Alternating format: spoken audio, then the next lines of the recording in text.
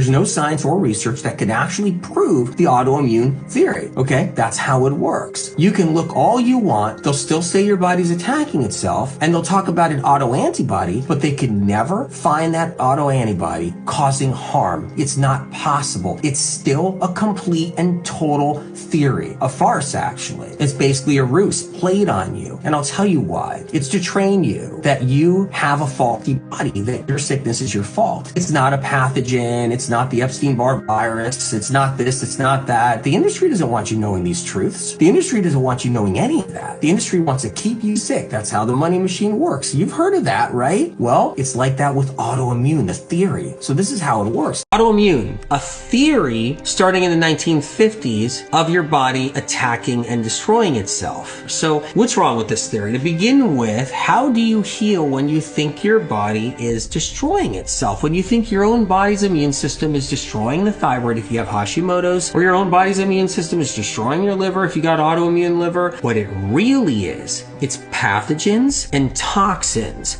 But you can't get autoimmune from toxins alone. You need the pathogens. So autoimmune are pathogens such as viruses, right? The Epstein-Barr virus being the most common, creating the situation where it's elevating your inflammation. It's not your immune system that's attacking your thyroid, it's a virus. If you have an inflamed, enlarged spleen, right here, it's the Epstein-Barr getting into the spleen, causing it to enlarge. It's the virus creating the inflammation. It's the virus and all of the excrement, all of the byproduct, all of the neurotoxins and dermotoxins leaving the virus, floating around in the system, inflaming the nervous system and inflaming the skin. That is what autoimmune is. So the medical industry has been trying to pass off mysterious inflammation on the body attacking itself, so the body's immune system destroying the body itself, right? Going after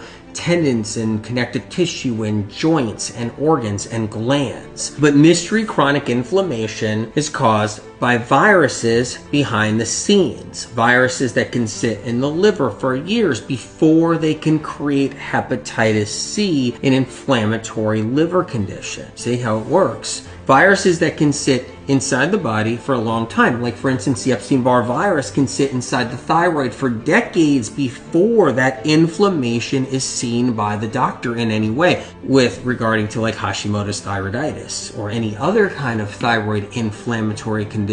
But the industry will just say, well, hey, it's not the virus, it's not a virus that's doing it, it's not pathogens, it's your body's immune system attacking itself.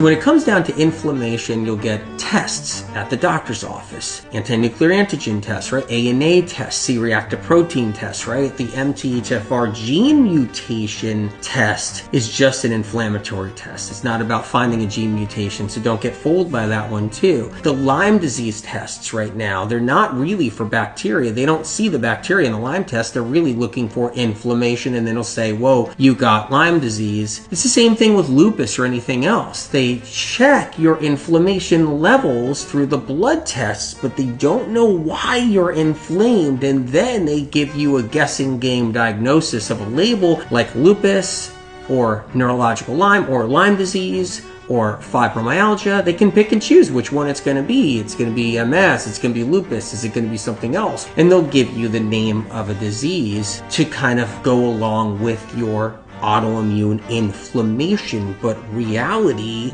and truth is that you're just dealing with a pathogenic actual infection. You're dealing with a pathogen infection, right? Viral infection, and that viral infection underneath it all is creating that physical inflammation or raising the inflammatory markers on the blood tests.